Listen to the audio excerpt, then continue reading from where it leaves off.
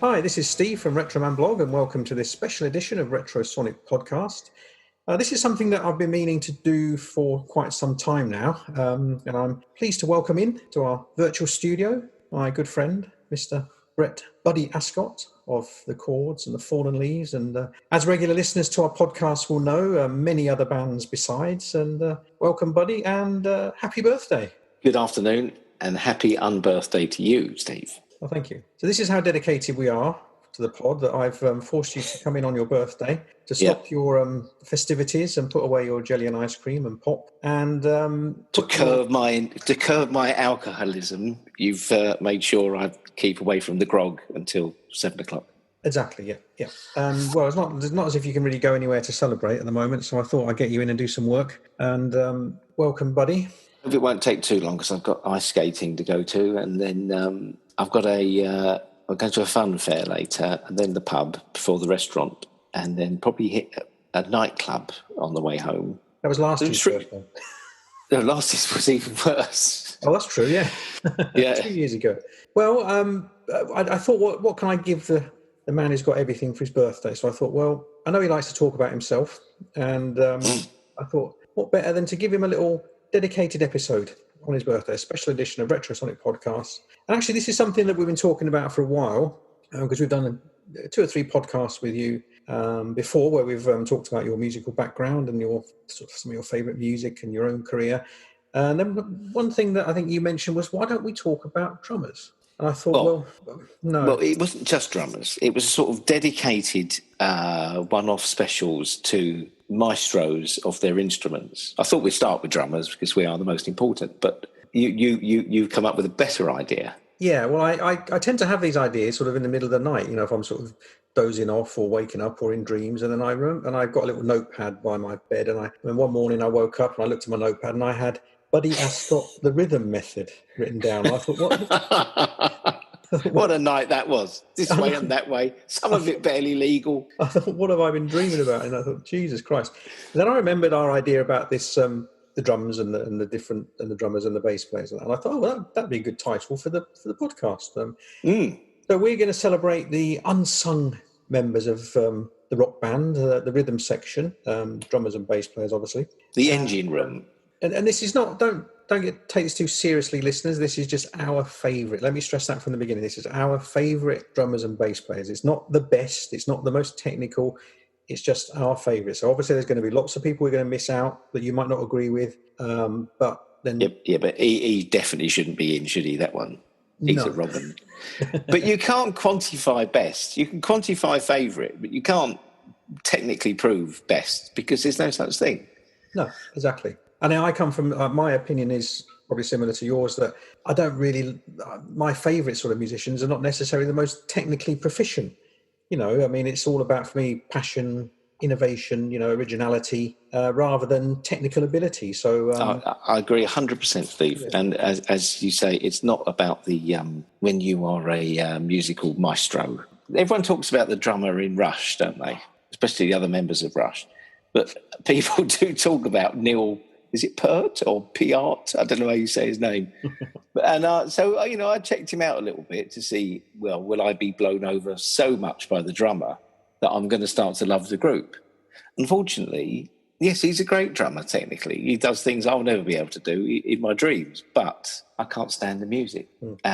So therefore, I have to dismiss him. Yeah, I can see that. And it's like, for me, if we're choosing guitarists, then I'd go over Keith Levine, Wilco Johnson, any day over sort of Eric Clapton or any of these people. So just let's get that straight, everybody, before we start. So it's good fun. So obviously, if we miss anyone out and you disagree with what we're saying, then write in and tell us your favourites. And anyway, buddy, let's kick off. I mean, we're going to start from the beginning, that we've agreed that we might as well finish the podcast now. John Entwistle, Keith Moon, the ultimate rhythm section.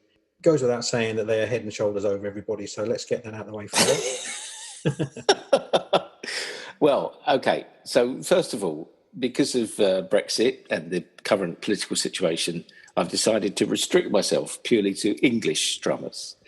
My 5 are all coming from within the perimeters of this nation. And there's so many people, it sounds like an Oscar speech, doesn't it? People I'd like to thank who can't be here today. All of these could have made the cut. There's Dave Ruffy of the Ruts, Danny Goffey of Supergrass, rather, not Supertramp, Martin Chambers of the Pretenders, John Mayer of the Buzzcocks, Kenny Jones, not of The Who, but definitely of the Small Faces, Matthew Priest of Dodgy, and the much missed Martin Gilks of Wonder Stuff, who sadly died on my birthday about 15 years ago, I think it was. Yeah, so we obviously had to narrow it down a little bit. I've cheated, which we'll get onto later, as is my podcast, because we were going to pick our favourite 5 drummers and our favourite 5 bass players, but it's taken me a week and I've been scratching my head, and it's impossible to narrow it down. But so we're going to have a bit of fun along the way. So let's kick off with you, buddy. Let's go for your nomination. Well, should we get him out of the way first? Yeah. As you've already mentioned him, it all begins and ends with with Keith Moon. And there are so many reasons why. And there's a different Keith Moon for everybody, really. Some people like the bloke who smashed up hotel rooms and drove a Rolls Royce into a swimming pool, or whatever that apocryphal story was. And there are other people who like the out on the town getting drunk and fooling around with Oliver Reed. And there are those who like the antics on stage, the drumstick throwing and the twiddling and the playing up to the crowd. I don't know anyone who does things like that. But what I love is, as a musician, he is one of the very few drummers who does things that not only can I not do them, I don't even know how he does them. And if you ever get to see Who's Who, the tribute group, they had a drummer called Paul Kemp who could play like Keith. And even watching him, because he's playing Keith's fills and paradiddles, I can't understand what he's doing. It takes my breath away. And the first track I wanted to play to you, it's got an opening drum roll that I will probably never master. I don't even know how he does it. It's and on this album, Who's Next, he finally got the sound from the producer, which I think was Glyn Johns. He finally got a drum sound to do his playing justice. So you can actually hear everything he's playing rather than just a sheen of cymbals and rolling snares. You can actually hear everything he's doing, and everything is revealed, and you think, my God, double bass drums. That's what we're going to fade in. We're going to fade out after about 2 minutes, and then we're going to fade back in for the end. And you listen to the double bass drums, and it's just mind-blowing. And the song is called Bargain.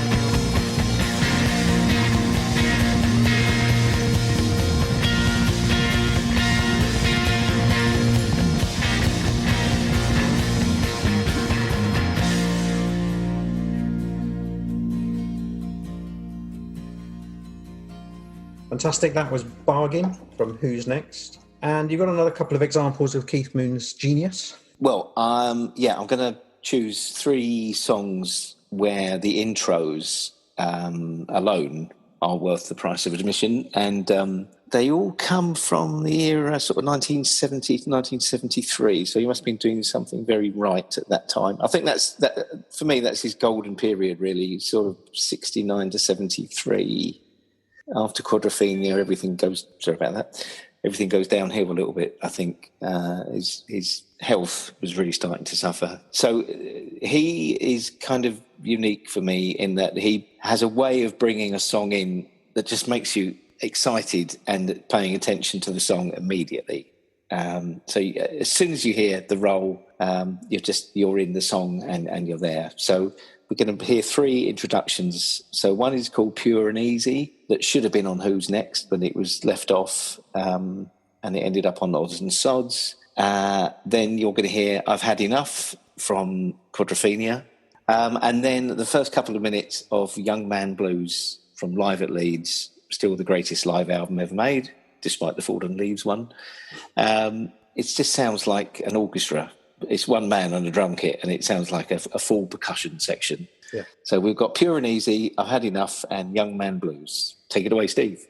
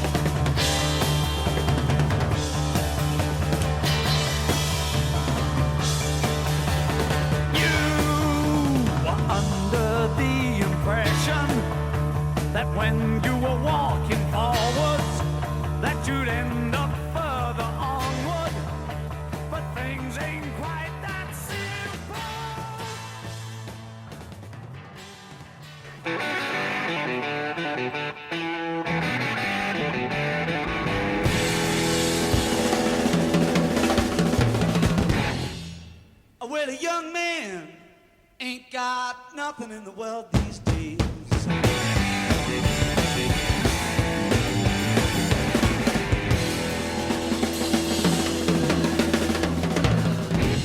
I said a young man ain't got nothing in the world these days.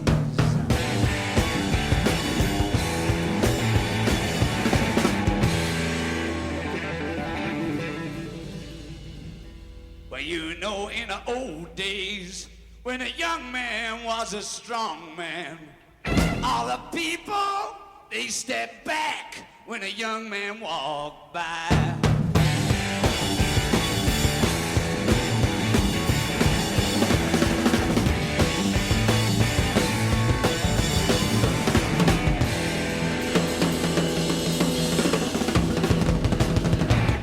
Well, that's fantastic. Oh, what great examples there. You know, it's truly mind-blowing, really, isn't it? I mean, it's like I said, you just can't get your head around it. Yeah, he's doing things. He's on lead drums, isn't he? Basically, he's playing along to the vocal, which is something I do, not by design, just by accident. And we'll come to that when we talk about bass players, because bass players and drummers obviously should work together.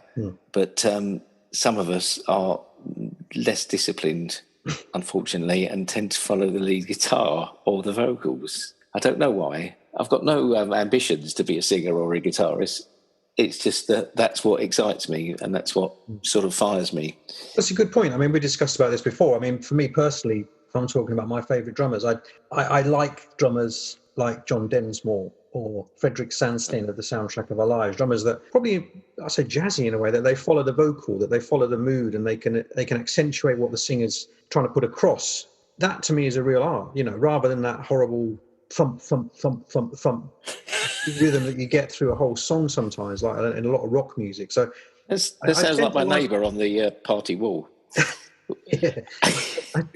Well, that's right. There's nothing worse than that sort of... John Densmore was a jazz drummer, as I understand it.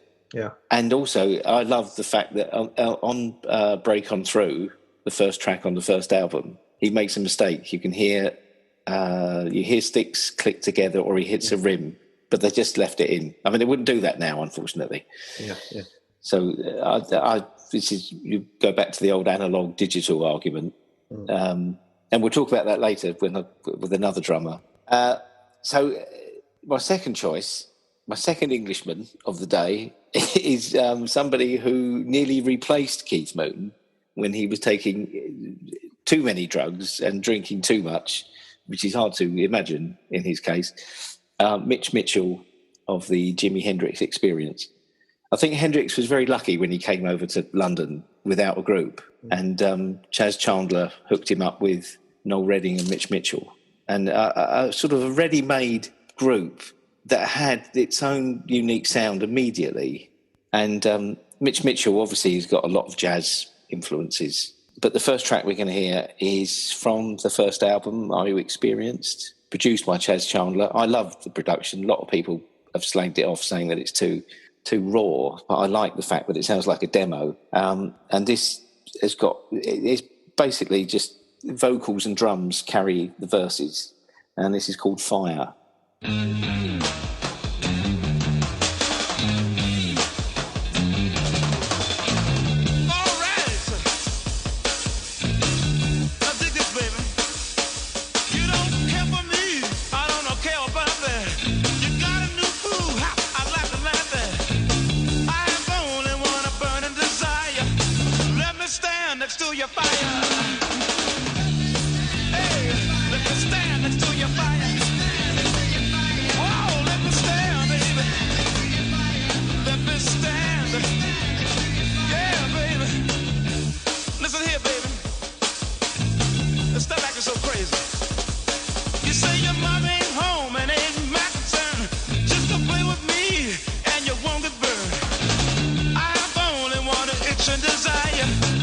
Stand next to your fire.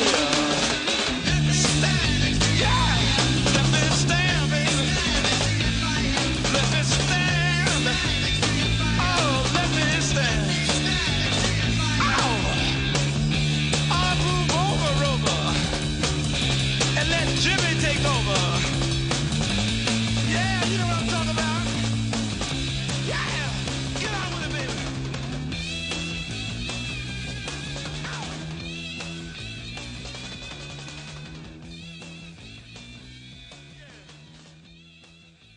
Yeah, that's a classic track, Jimi Hendrix Experience and Fire. The subsequent album to that, I think he mellowed out a little bit, Hendrix, and showed his songwriting skills and his singing.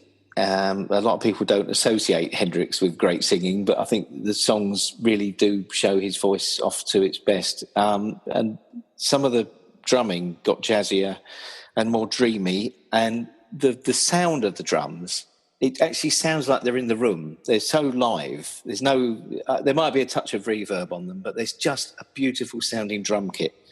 Some of the fills on this track are just wonderful. So this is called Wait Until Tomorrow. Well,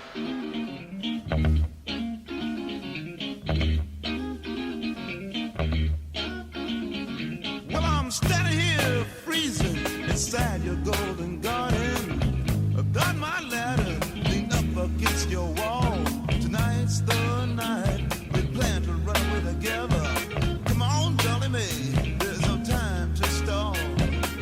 But now you're telling me we can run away till tomorrow.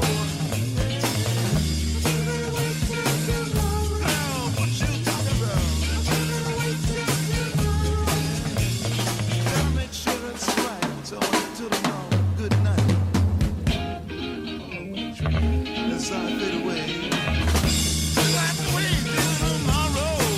Hey, we'll have to wait till tomorrow. What you say? We'll have to wait till tomorrow. And my mama didn't right, so forever, good night. Listen at you. We'll have to wait till tomorrow. Hey, you'll have to wait, don't have to wait. We'll have to wait till tomorrow. But it's a drag on my part. We'll have to wait till tomorrow. Don't have to wait.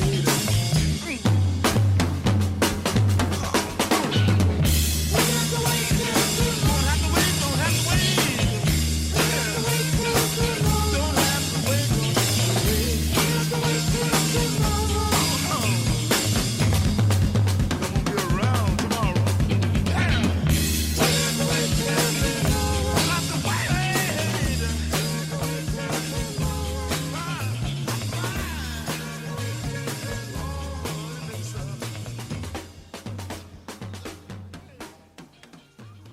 Yeah, that's a good choice. That interesting one, because the guitars are sort of almost in the background there for once, aren't they? It's sort of that simple bass rhythm and the drums carrying it. It's quite an unusual choice there. I should point out to the listener that I've asked you to fade some of these songs out because we've got limited time, but some of the most amazing drumming happens towards the end of the song. Yeah. So especially that one, just wanted to hear those last drum rolls.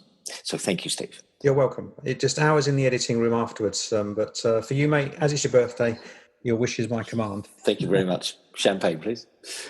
Great. Well, I've got a little quiz for you now to test your knowledge of your sort of colleague in the rhythm section, the bass player. And This won't take very long then. Is this going to be like Mr. and Mrs.? Do I need to put a blindfold on? No, it's not personally bass players you know I see. or have sort of shared hotel rooms with. That's another podcast. But this is On a different channel, yeah. I thought, it's a way of me cheating a little bit and cramming in a lot of my favourite bass players into a little quiz. Okay, right. So the listener can also play along. So if you've got a pen and paper handy, I'm going to play you a little medley of my favourite bass intros. Right. I have two sections. The first one is sort of 10 sort of bass intros of mainly sort of punk, post-punk, new wave, some of my favourite tracks. I need a pen and paper then, do I? Use pen and paper, and you've got to jot down the name of the band, Right. the name of the song, Yeah. and if you can, the name of the bass player. Crikey. Yeah. And you get a point for each answer. So 30 points up for grabs here. 30 points up for grabs.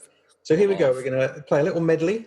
So play along at home, and I'll give you the answers at the end. Okay, cheers. Go, buddy.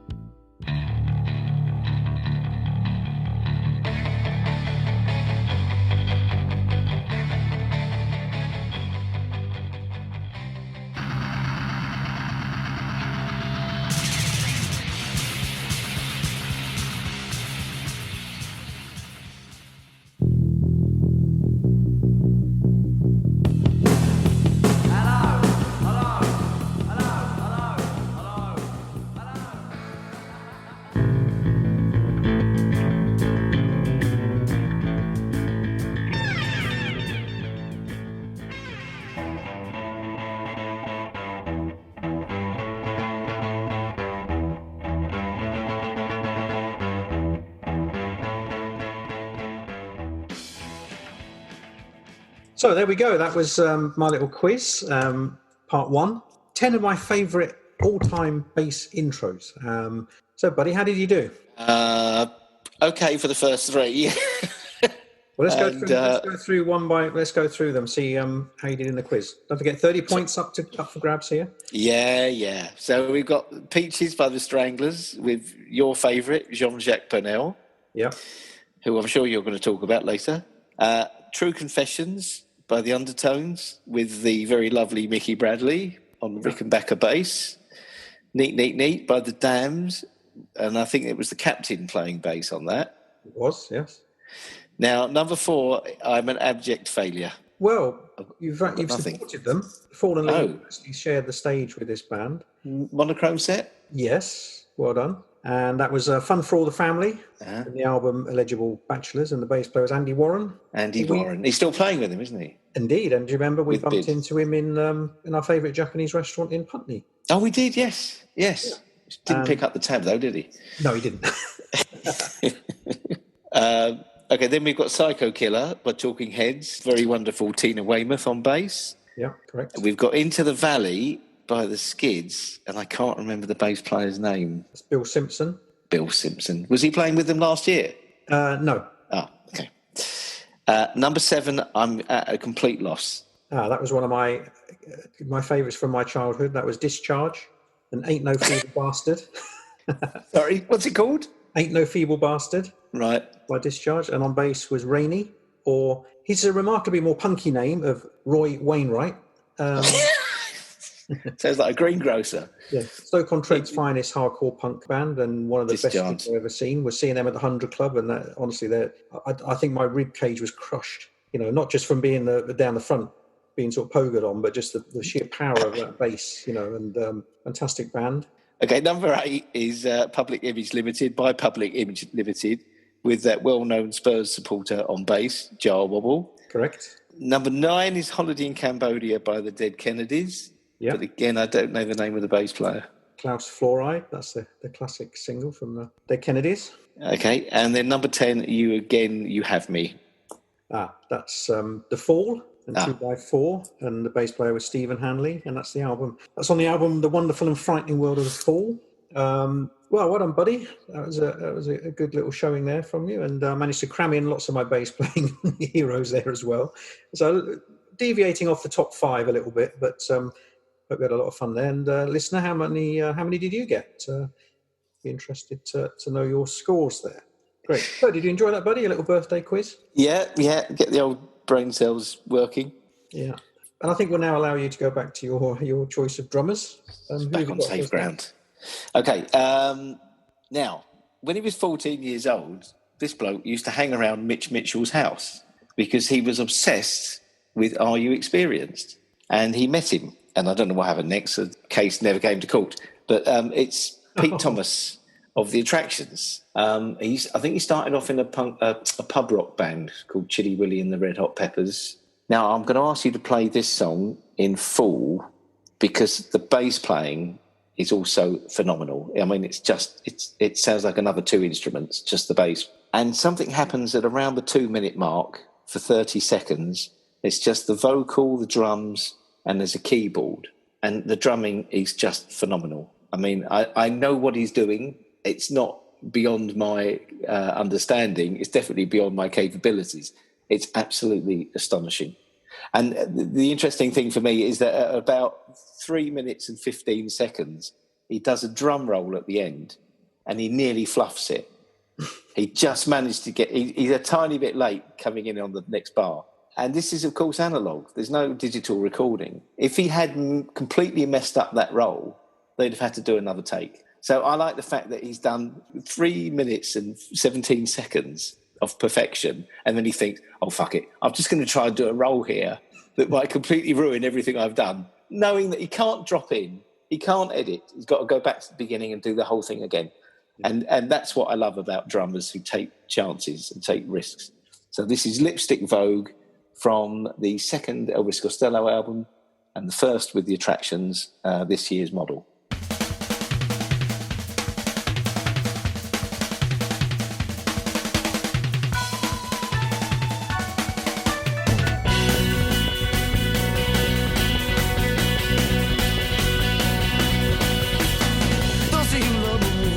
Just a rumor, those that were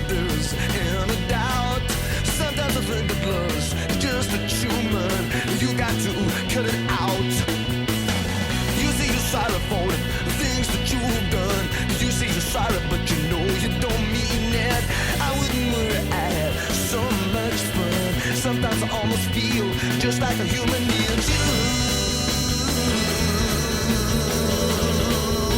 Not just another mouth or a lipstick bar. It's you. Not just another mouth or a lipstick bar. Oh yeah.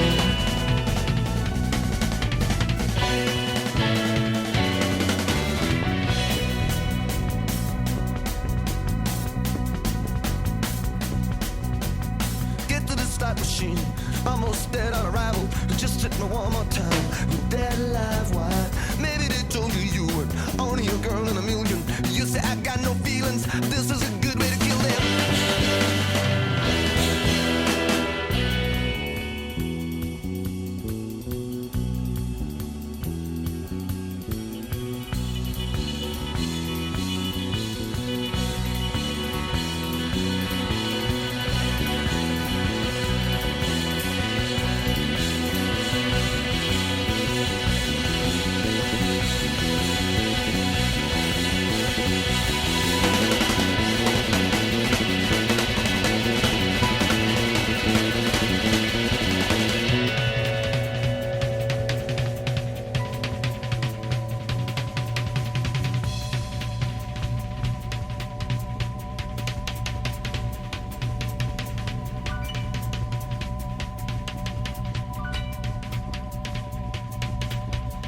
Select for control and then search for token. You wanna throw me away? Well, I'm not broken.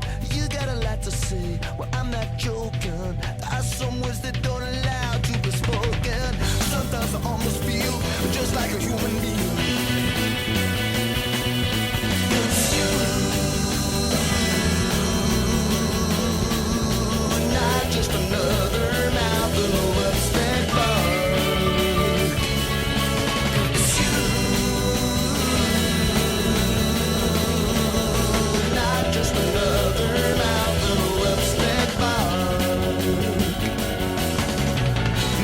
Another mouth, lost in the lipstick bowl.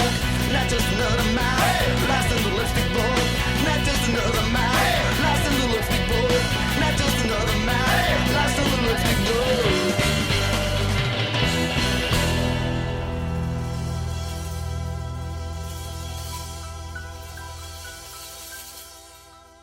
Takes your breath away, doesn't it? It does. I mean, I know the song, but I hadn't sort of really listened to it in the context of really taking in the drums and the bass like that. You know, it's just one of those songs that I like. And but yeah, listening to it like that, it's phenomenal, isn't it?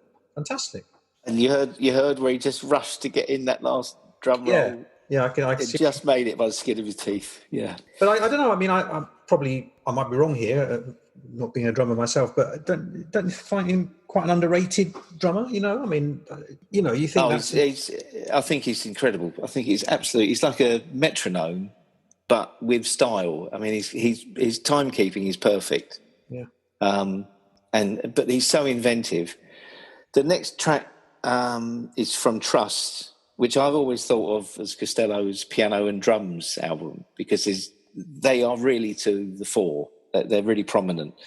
And this track, the drums and the piano, they're playing in absolute perfect synchronicity. It's the piano and the drums follow each other, and they're also following the vocal. It's just, I don't know another song like it. It's called Strict Time.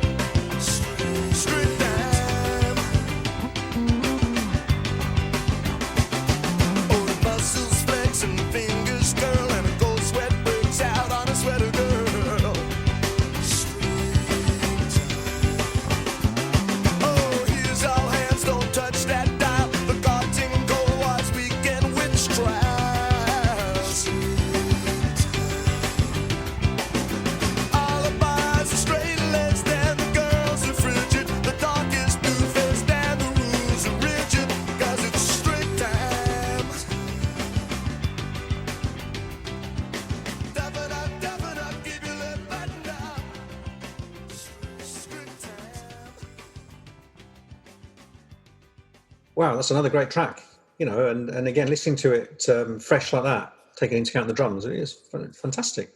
When you listen to stuff, Steve, can you break stuff down and separate things out in your head as you listen? Because I always concentrate on the drums if I'm at a show, but also if I'm listening to music on record, I can just sort of isolate the drums in my head and just listen to that, or the bass, or the guitar, if it's well mixed and it's separate. You do that. I guess it's down a lot to the production, isn't it? And how things are separated. But obviously, as a bass player, personally, I'm always interested in picking out the bass lines. But this is the thing. What we're talking about with drums and bass. Sometimes, apart from those well-known sort of riffs and drum fills, it's those little bits in between. Like I said, all the way through those Costello tracks there, the drumming is quite remarkable. It's fantastic. It's not just keeping that sort of steady beat. I mean, there's just fills going on, but it's not over the top, is it? It's really sort of economical, but it's so yeah. I mean, I can really concentrate on the drums there, and I think it's that's a little bit of education for me there, because I've never really considered him to be what I would say is a fantastic drummer, but listening to that, wow. I feel like we are sort of filling the BBC remit here, to inform, educate, and exterminate our listening audience. Yeah. Of all instruments in rock and roll, I think the bass is the hardest to separate, especially if the mix is a bit muddy. It can get a bit lost down in the bottom end, can't it? Well, definitely, which is why a lot of my favourite bass players are ones that buck the trend, that break out from that steady rhythm at the background, that nearly all my favourite bass players are ones that show off. Like your favourite. And do they have a toppier sound? A bit more? Generally, yeah. But I mean, if I'm thinking about which we'll get on to a couple of them in a minute, is I like the bass players which do stand out, like Jean-Jacques Burnel, Stuart Morrow, New Model Army, Peter Hook, obviously, where they become almost like a lead instrument. Yeah. Whereas I like a lot of the, say, Keith Moon, like you said earlier, he was a lead drummer almost, that he was he was in the forefront. He wasn't just at the back doing that 4/4 rhythm, So yeah, I do like bass players that stand out, but there's a time and a place, isn't there? You don't want, the thing is, sometimes we say Peter Hook or some of those bass players, if it's too much all the time, it can get a bit samey. You need to know the value of reining it in a little bit. It's about serving the song, isn't it? Exactly. Yeah. And so yeah, there's that, the serving the song, but there's also the sound, as you mentioned earlier, the production. A lot depends on that, because if you've got a great drum sound or a great bass sound, you don't have to play so much. Yeah. Because just the acoustics will do the work. Yeah. And, talking about bass players, you also chose Bruce Thomas of The Attractions as one of your favourite bass players. And again, that was really apparent in that last track as well. Yeah, he's a great musician. He fell out with Costello, didn't he? I think he's persona non grata in the Costello camp now. I don't know what happened between them. What happens between people, Steve? I don't know. Yeah, so I mean, let's go on to bass players then. So you mentioned Bruce Thomas of The Attractions as one of your favourites. So he's a great bass player. Right, my turn now. Very difficult for me to choose sort of just 5 of my favourite bass players. So I've broken down into 3 different little sections here. So first of all, I've gone for my top 5 iconic female bass players, and I've gone for number 1 has to be Gay Advert of The Adverts. Oh yes. Little scoop. Hopefully, we're going to get Gay in for a future episode of Retrosonic Podcast pretty soon. That's in the works, so something to look forward to. And then I've got Kim Deal of the Pixies, one of my all-time favourite bands. Fantastic Kim Deal, super cool. Another Kim Gordon of Sonic Youth. And then I've gone for Tina Weymouth of Talking Heads, probably one of the most iconic female bass players around. When she started off, she was just sort of pretty much given the bass and said, we can't find anyone else, learn this. And I just remember seeing her on the Old Grey Whistle test, those really early, we look back at the Talking Heads playing live, and she looked like a rabbit in headlights. She looked sort of terrified with the bass playing, and then she just sort of blossomed into this fantastic rhythmic bass player. Yeah. To form Tom Tom Club. And one of my favourite Talking Heads tracks that highlights her great bass playing is Found a Job. And that's from the second album, isn't it? Yeah, more songs about buildings and food. So yeah, let's play a little snippet of Found a Job by Talking Heads. Damn that television! What a bad picture! Don't get upset. It's not a major disaster. There's nothing on tonight, he said.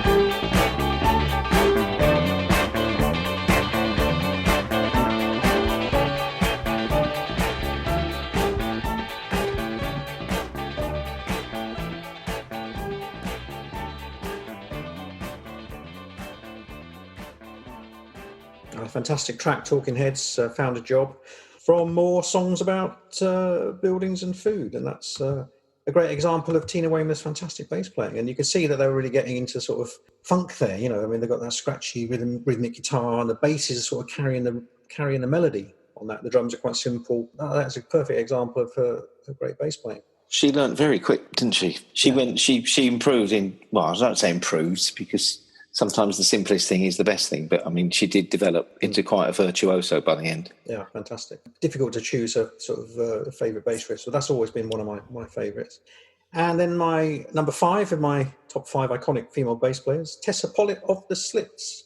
Ah. You know, great, taking all that sort of funk and reggae rhythms and all that sort of scratchy guitar from Viv Albertine, you know, really sort of changed the game, I think, in terms of what would be known as sort of post-punk music, I guess, you know, where there's that beautiful rhythm, the real bass-heavy dub sound, and allying it with a sort of punk sort of energy. And I'll play a little snippet now of one of my favourite tracks of the Slits. This is Typical Girls.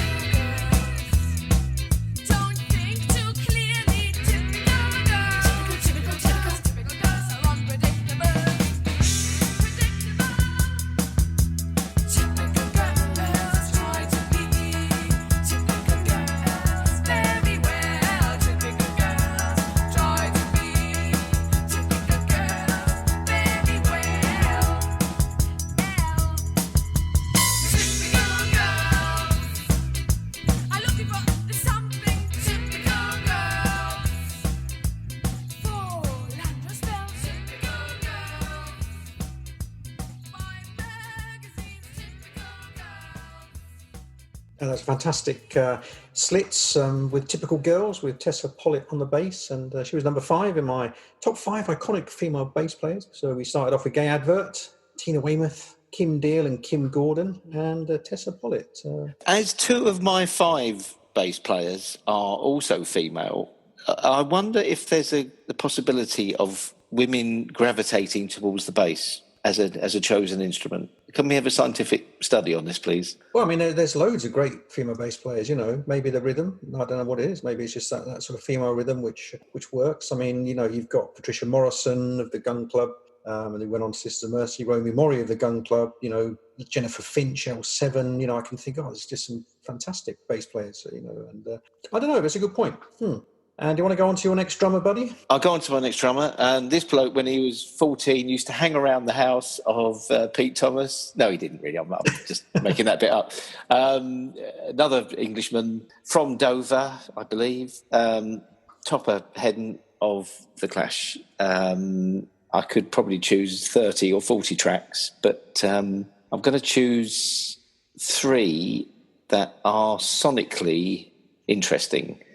So the opening track from the second album, Give 'Em Love wrote, apparently it took a week to get the drum sound. Now, when you consider when I go to Pat Collier's studio, I normally get the drum sound in 45 minutes. To spend a week in a top state-of-the-art studio in the States with Sandy Pearlman, heavy metal producer, at the helm, to take a week to do it, it just shows some attention to detail. But I think the results are pretty damn good. And the reason I've chosen this is we are going to fade it out, but then we're going to fade it in again, and the track fades in. Sorry, the track fades out and in again. Yeah. And it's led by the drums. Yeah. So you know what I'm going on about. And it's called Safe European Home.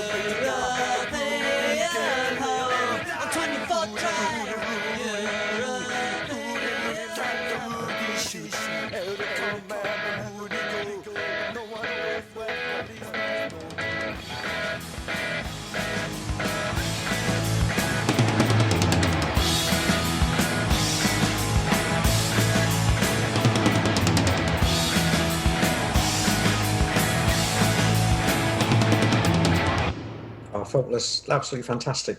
Certainly one of my favourite drummers of all time. And I love that album. And I think it was because of the production. I know a lot of punk slated it at the time because it was overproduced, but I absolutely love that album. Probably because it was the time I started buying records, and it was the first Clash album I got as it was released. So it always means a lot to me. But the sound on that album is just absolutely phenomenal. You know, it was the power of the drumming on the record is just it's second to none. You know, perfect. It is.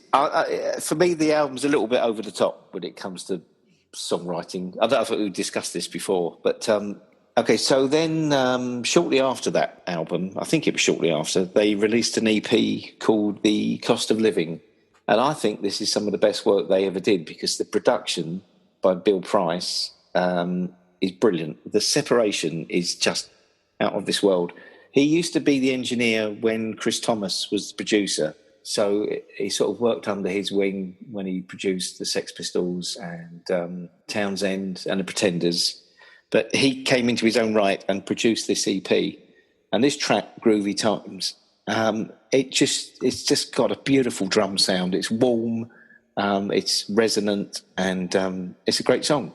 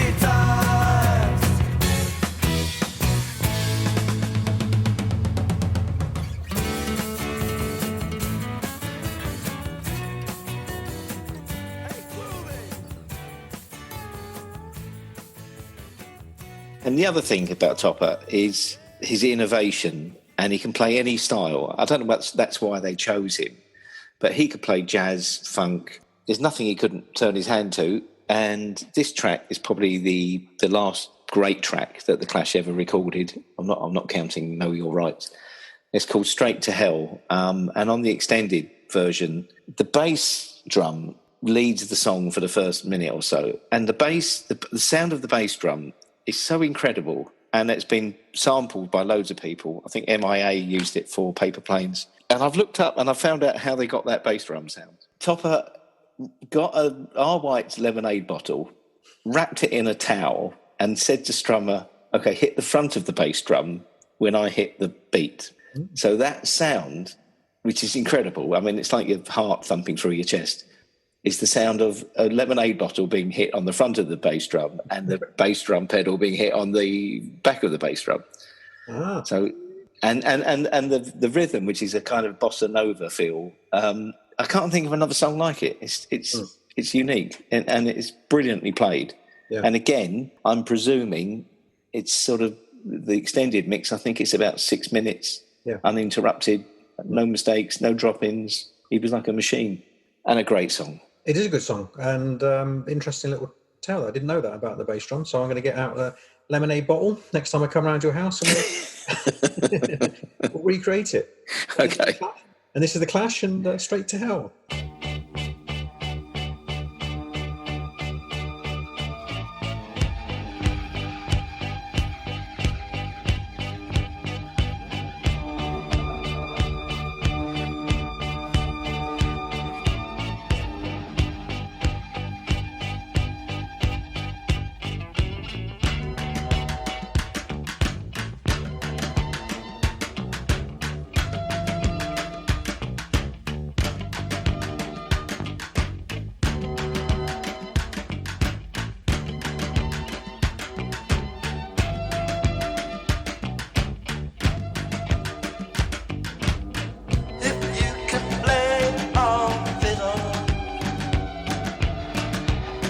about a British jig and reel, speaking King's English in quotation, as railhead towns feel the steel mills rust. Water froze in the generation, clear as winter ice. This is your paradise. There ain't no need for ya. There ain't no need for ya. Go straight to hell, boys. Go straight to hell, boys.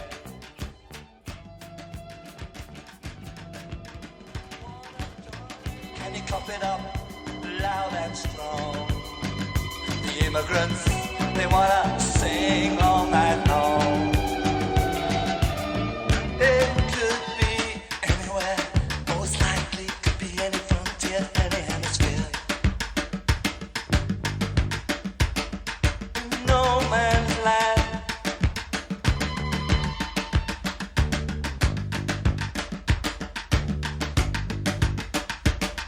There ain't no asylum here. King Solomon, he never lived round here. Straight to hell, boy. Go straight to hell, boy. Go straight to hell, boy. Go straight to hell, boy. Yeah, great choice of Topper's work there. You know, definitely one of my favourite drummers as well.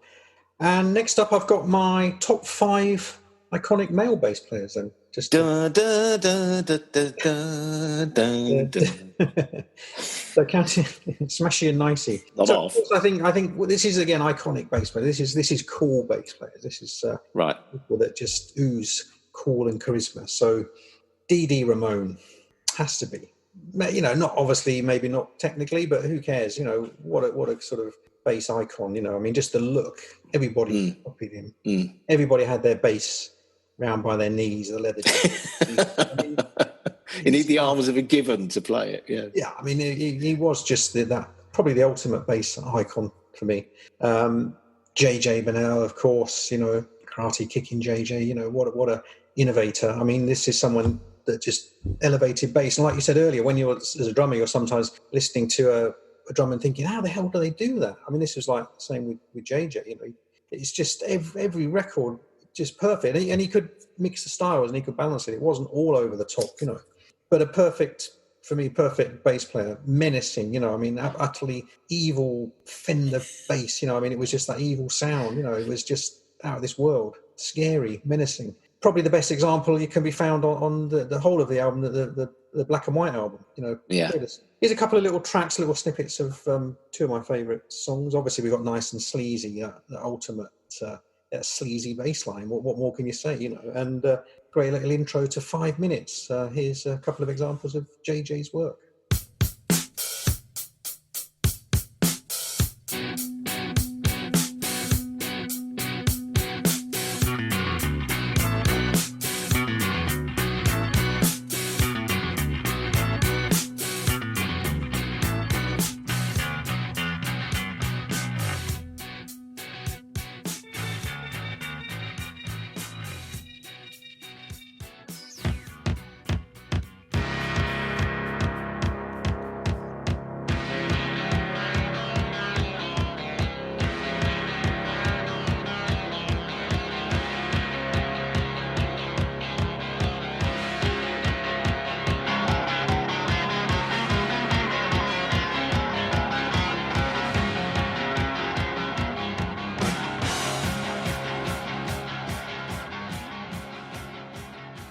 That's some great stuff, JJ Bennell. Is he using effects on that bass, do you think?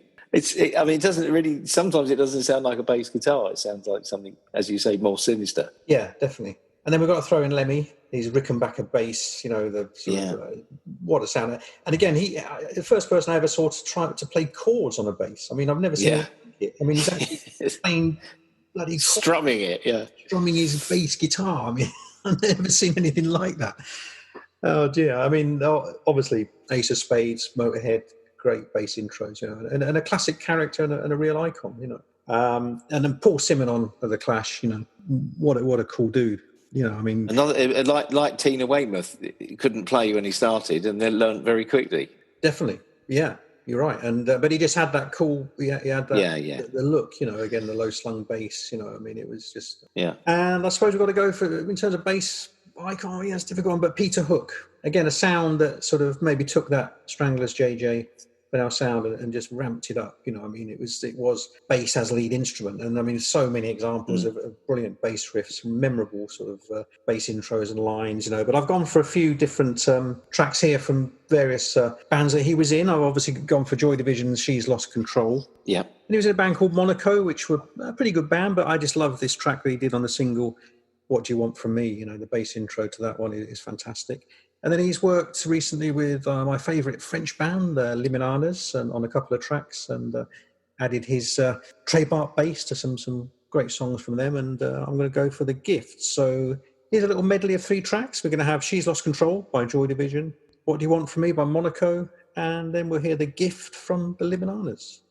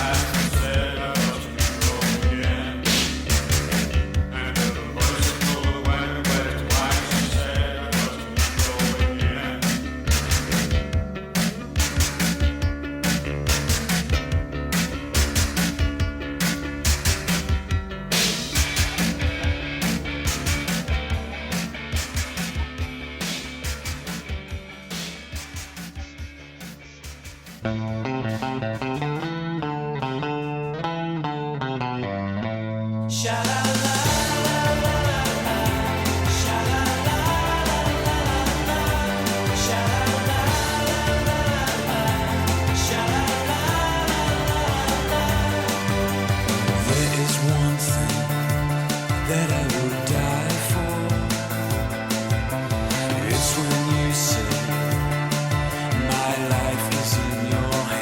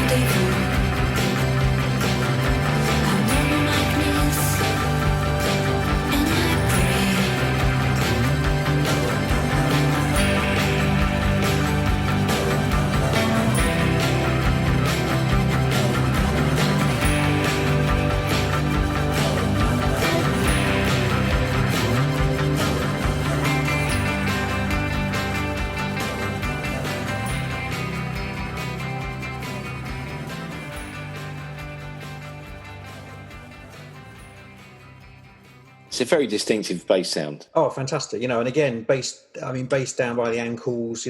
Mean, moody, great. What a magnificent, mean, moody, and magnificent. So, buddy, your turn. Let's go on to your next choice of drummer. My final choice. This man used to hang around Top of Heddon's house when he was only 13, and no, that's not true either. So, my last choice is a man called Chris Sharrock, who I first became aware of when I was playing with The Rage and we supported the Icicle Works. And he's sort of the embodiment of my not wanting to watch other groups when I play live. I often don't watch support groups, and I often don't watch the headline group. And that's usually because I don't want to be embarrassed about my drumming. I don't want to be put off what I've got to do by watching somebody else play, especially before me. So we supported them in Leicester and Nottingham, and I'd never seen anything like it. I think he was about 18 at the time, and he had the flair of Keith Moon, and he had the discipline and the technical ability of somebody sort of 30 years older than he was. He was just incredible. They did a version of Won't Get Forward Again as an encore, and it was better than The Who. It was just astonishing. I don't think that on record he has ever captured quite how good he is. I last saw him playing for World Party at the Royal Albert Hall. I just sat and watched him all night. He's just brilliant. Everything he does takes your breath away. And the first track it's a track called High Time from the Icicle Works album Blind. It's not the best song they ever recorded, but the drumming would make me just want to listen to the song for that alone. He does a drum roll 17 seconds in that you just go, I didn't think that was possible. And a lot of the rhythm is very, very impressive through the whole song.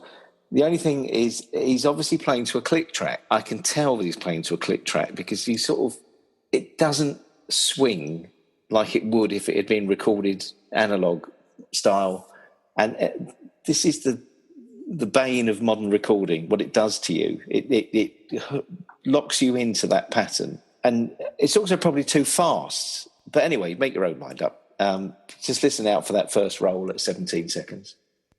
And the track is actually called High Time from the album Blind.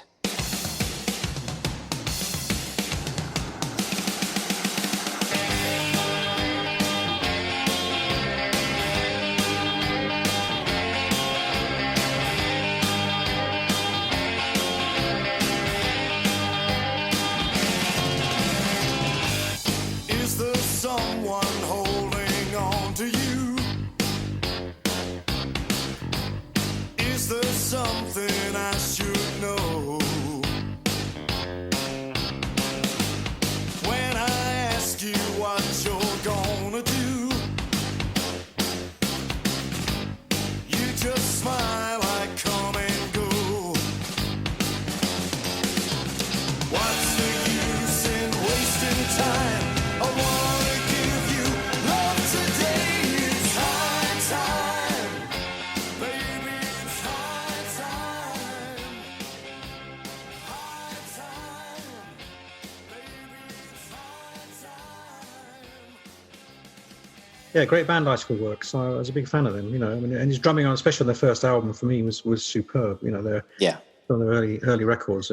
Great drummer.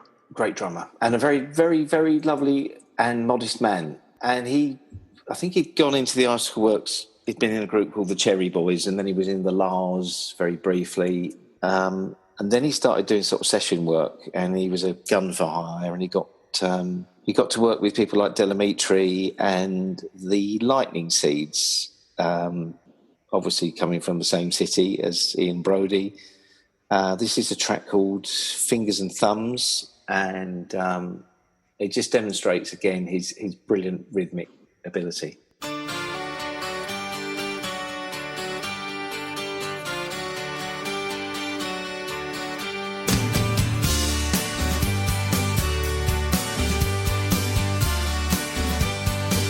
I'm all fingers and thumbs, I don't know what I've done. It's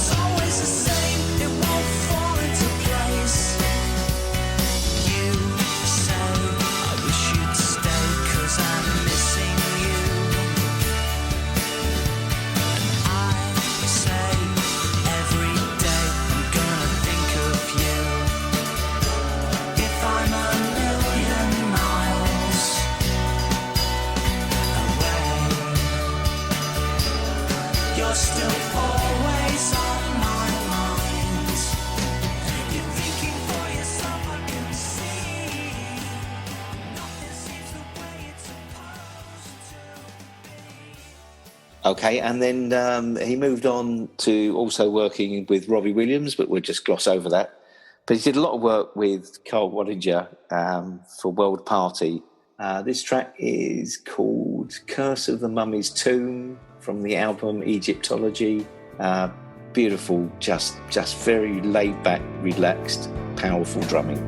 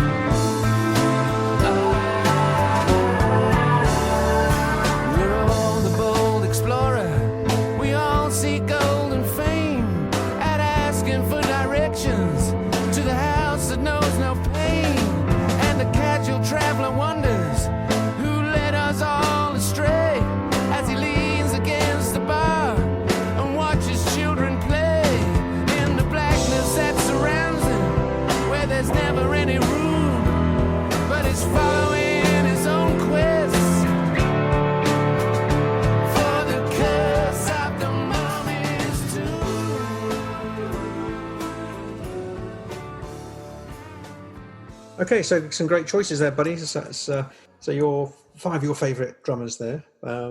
Really good examples of their work as well. And I'm sure we're going to do another episode and you can pick 5 more sometime in the near future. We'll do an international version for me. Definitely. Yeah, we'll do that next. Definitely. Now, next up, I've got 5 more of my bass players. 5 unsung bass players, or 5 of my favourite bass players who might not get the recognition they deserve. So I've gone for Stuart Morrow of New Model Army, who when they started were a good band. I didn't really like what they sort of morphed into once Stuart left. You know, they got violins and started getting a bit folky and that. But when they started off, they were just a real powerful trio, fantastic drummer, and obviously the great bass player of Stuart Morrow, which again, I remember seeing them in this tiny club in Reading, I think the Paradise Club, and I was standing right in front of Stuart and my mouth was wide open. You know, I just couldn't believe what he was doing, how he could play. You know, I mean, I was just watching him as a bass player myself, how he was getting these sounds out of the bass. He was using some effects, but mostly it was just this real innovative playing style, you know, and he was getting these weird noises out of it. And talk about JJ Bennell being a lead bass player. Well, I think Stuart Morrow sort of trumped him. Those early New Model Army records, absolutely fantastic. And obviously I'm going to go for Vengeance, off the mini album Vengeance, which has got everything. It's a bass player's dream. And let's hear that. Let's hear New Model Army and Vengeance.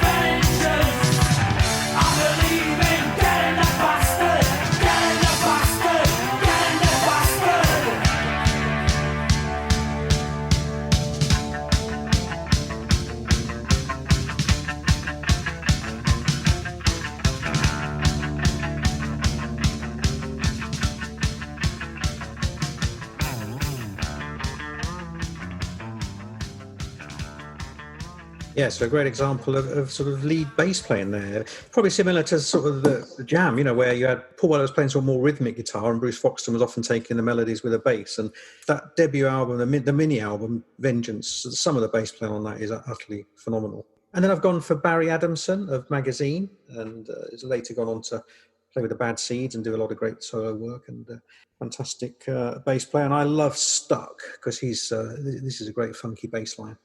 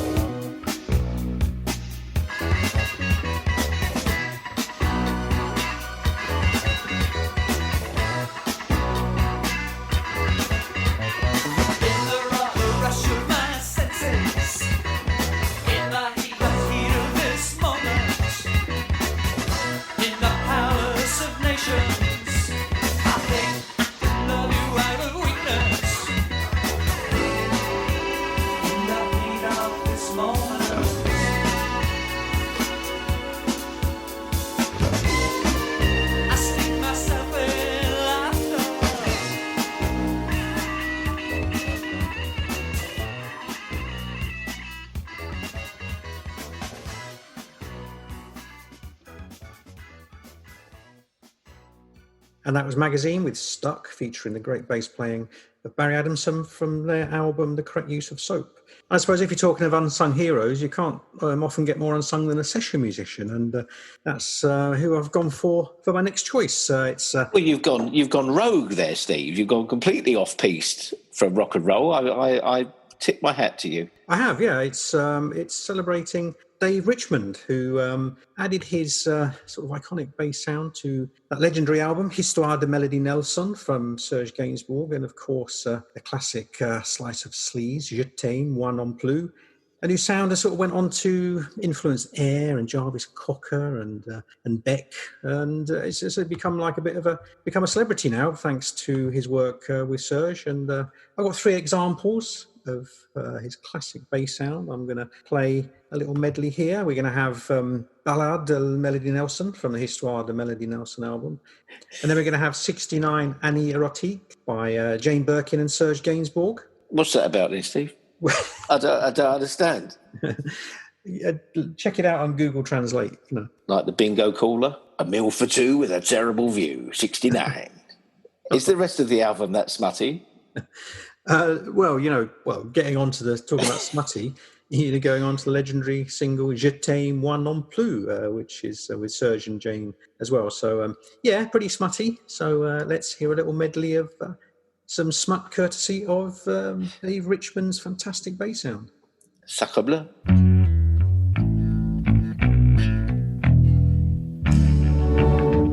Ça, c'est l'histoire de Mélodie Nelson.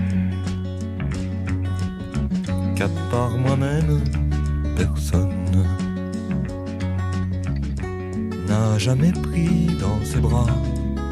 Ça vous étonne, mais c'est comme ça.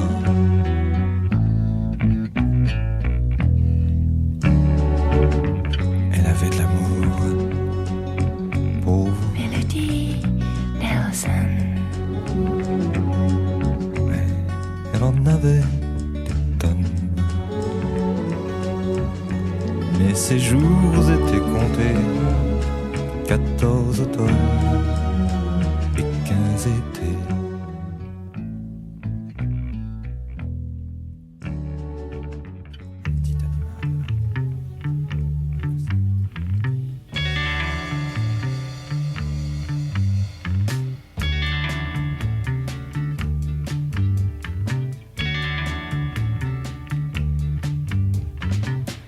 Gainsbourg et son Gainsborough ont pris le ferry-boat. De leur lit, par le hublot, ils regardent la côte. Ils s'aiment et la traversée durera toute une année. Ils vaincront les maléfices jusqu'en 70. 69 Annie Erotique.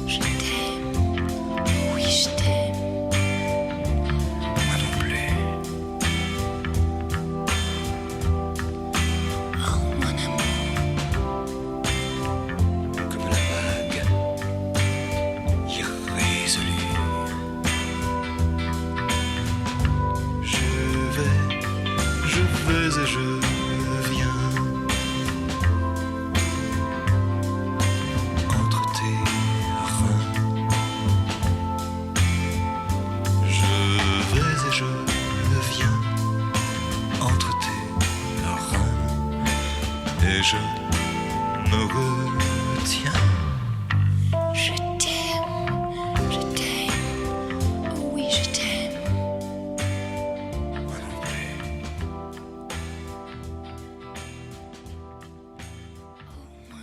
And then I'm going for Inga Johansson of Swedish fantastic psych garage band, the International Noise Conspiracy, and this is one of my favourite tracks from them. Great bass sound as well. Up for Sale.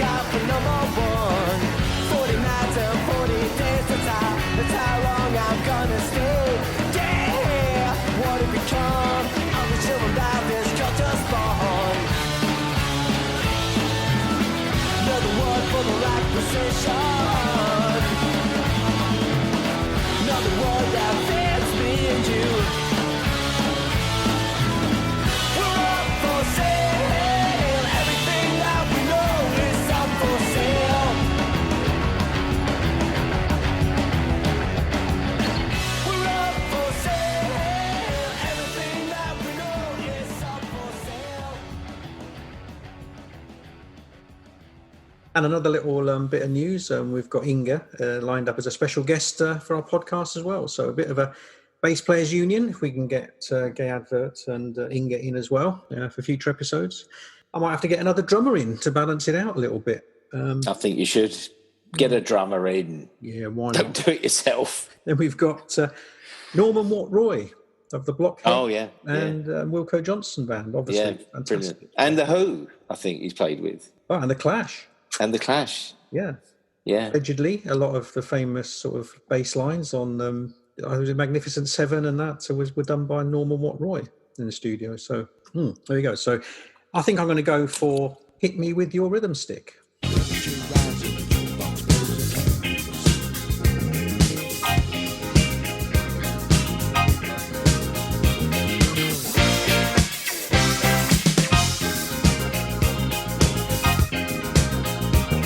The deserts of Sudan and the gardens of Japan, from Milan to Yucatan, every woman's, every man. Hit me with your rhythm stick, hit me, je t'adore, ich liebe dich, hit me, hit me with your rhythm stick. Hit me slowly, hit me quick, hit me, hit me.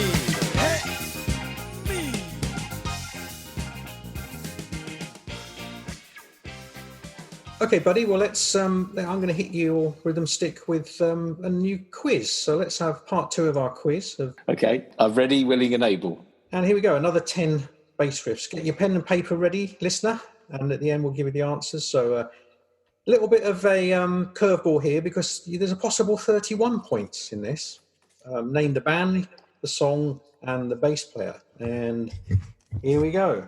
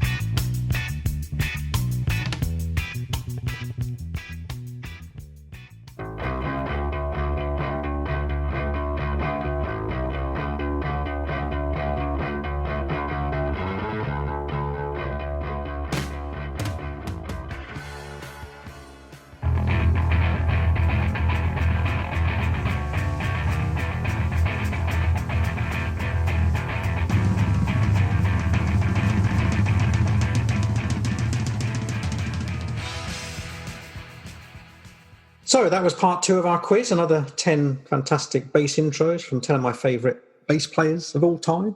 How do you get on, buddy? Oh, Steve, you've gone all new romantic on me. I don't know. Not very well at all. I think I got the first one, or I've got the song. It's Where's Captain Kirk by Spiz. Yeah. Is it? Yeah, Spiz Energy. Where's Captain Yeah, I'm not sure. I'm not sure who the bass player is. Jim Solar. Jim Solar. Real name? Secondly, Guns of Brixton by The Clash with Paul Simonon. Yep. I haven't got a clue for the third one. The line's not great, but go on. What's the third one? That was the Sisters of Mercy and Lucretia, My Reflection. Patricia Morrison was in the band at the time. Now, I don't know if she actually played the bass on that. The next one? No, again, you've lost me. Oh, that was the UK Subs and Warhead. You know, every bass player. Oh, sorry. Every bass player of my age learned the bass along to Warhead, and I said I met Paul Slack, and I've held that bass that he wrote that on, and he played at the Half Moon for me when he was in a band called Monochrome and the Explosions. A lovely guy, classic bass riff. And next up, Love Song, The Damned, and is that Paul Gray playing on that? That was L.G. Ward. Great bass. L.G. Ward. Yeah. Was he before or after Paul Gray? He was before Paul Gray, and he was on Machine Gun Etiquette. And that was fantastic. And actually, Paul Gray is a great bass player, and he's back with the Damned now, as we've discussed on previous podcasts. Because he came from Eddie and the Hot Rods, didn't he? Yeah, Paul Gray did. But a great love song, classic bass intro by L.G. Ward. And next up... Then there's something very new romantic sounding to me. Oh, you couldn't be further from the new romantic... What is it? That was Black Flag and Six Pack. Really? Chuck Dukowski. One of my... Maybe you missed that one. Yeah. Maybe I've missed... Yeah, as I say, I got a bit confused. Yeah. I think you're jumping ahead of yourself. That was Black Flag. Great band. In fact, I saw Black Flag supporting the Damned at the Lyceum in 81, 82, and that blew me away. Scary band. Henry Rollins was just unbelievable. Oh, he is scary. Well, that takes you into the next song, doesn't it? Henry Rollins, guest vocalist with the Ruts. Oh, no, you're missing one. So there was... Oh, I'm out, sorry. The Delta 5 was the one you were thinking of, probably. Okay. And that was Mind Your Own Business. And this is where you got the little bonus point here, because they actually had 2 bass players. Two bass players? There was 31 points up for grabs there. You know, that was... Take 2 bass players into the shower. Exactly. Yeah, Ross Allen and Beth Peters and the great Delta 5. Fantastic. Wow. Punk there. Overkill. Yeah. Then the Ruts. Yes. With the very wonderful Segs on bass, but I'm not sure the song. I know the song, I've got the song, but I couldn't recognise it. Jar War, classic single. Yeah. Yes, it was Jar War. It's got a picture of a globe on the front of its black sleeve. Yeah. Fantastic band, and the great Segs Jennings, brilliant bass player. Again, one of my favourite bass players, and then, like you said, Dave Ruffy, one of your favourite drummers. But maybe that's for another time, And next up, no, I'm out now. I've got nothing. Well, we had Sparks. Fantastic track Barbecuity, which is a B-side to the classic "This Town Ain't Big Enough for the Both of Us." And really? That long ago? Because they're still going, aren't they? Yeah. But this is back when it's a Kimono My House era. Great bass player Martin Gordon, and what an evil bit of bass. I mean, that was something even JJ Burnell would have been proud of, And then we ended it on one of our bass icons, and that was Motorhead, and the classic Motorhead with Lemmy. I think my signal was completely cutting out by that point. Yeah, it's your hearing. It's all that bass. That's possible. Well done. I hope you enjoyed the little quizzes there, listeners. And you threw me. Let me know how you got on. And that was a sneaky little way of me shoehorning in another 20 of my favourite bass players there. I get 5. I get 5 drummers, and you've had 20 bass players. It's my podcast. I can do what I want. Right? I'm taking it home. Before we go, tell me your favourite bass players. Who, as a drummer, you would like to share a stage with. Well, we talked about Bruce Thomas of the Attractions. Obviously, John McMissile is a shoo-in. Tina Weymouth was also in my top 5, and Michelle Stoddart, I think that's how you pronounce her name, who's the bass player with the Magic Numbers. And I love her bass playing. It's so melodic. It's sort of McCartney-esque. And if I may be self-indulgent for a second, my last one would be the bass player in Feast of Friends. Oh, sorry, no, not Feast of Friends. I mean the Chords. He retired a long time ago. I mean the Chords. To do a podcast. Martin Mason, who was the unsung hero in the Chords and the only real musician at the time, probably still. But he was...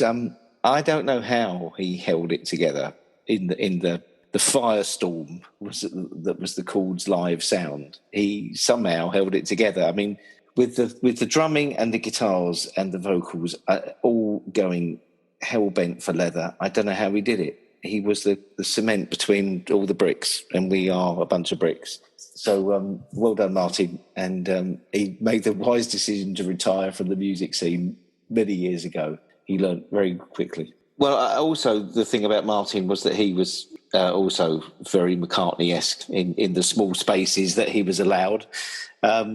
He was a huge Paul McCartney fan, still is. And I think his bass playing in the bridge of the song It's No Use is probably his finest work. Well, shall we hear it? Let's see the chords and It's No Use.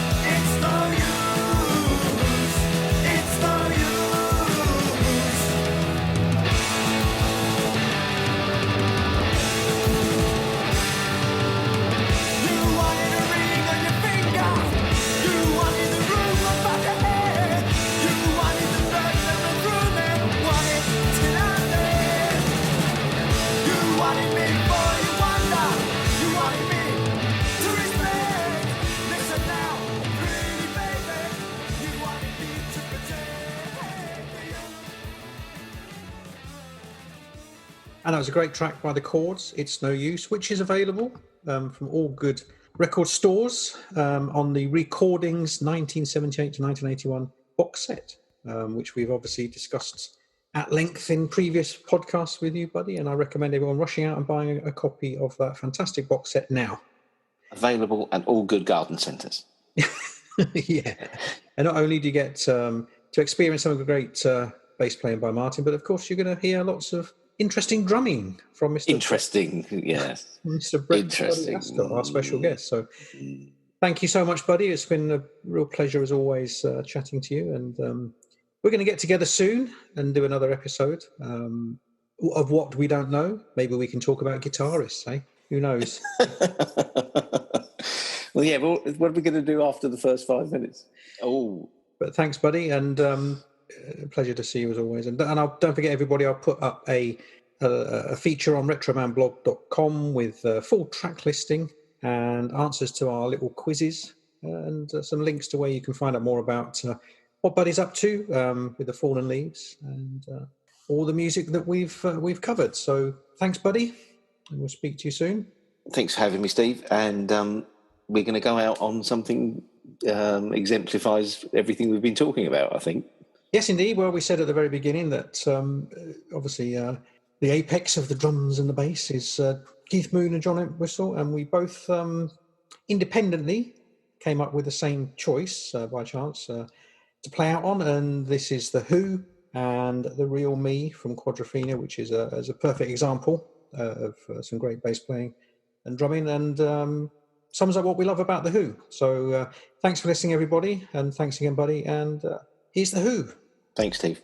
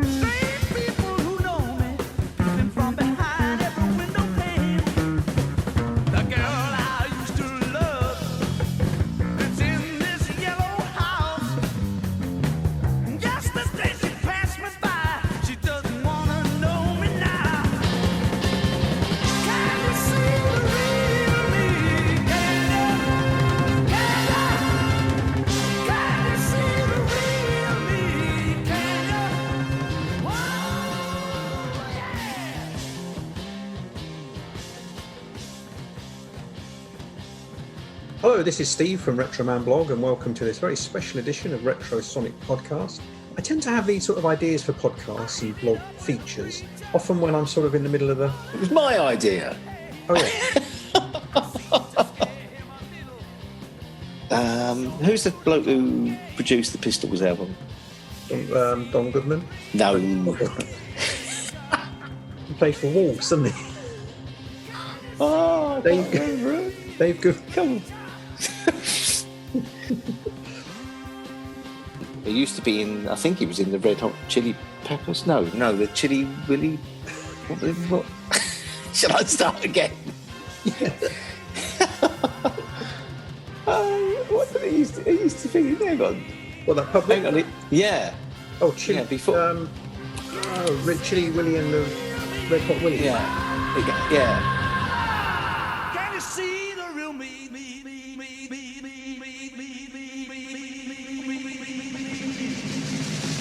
I think I'm talking too much, Steve.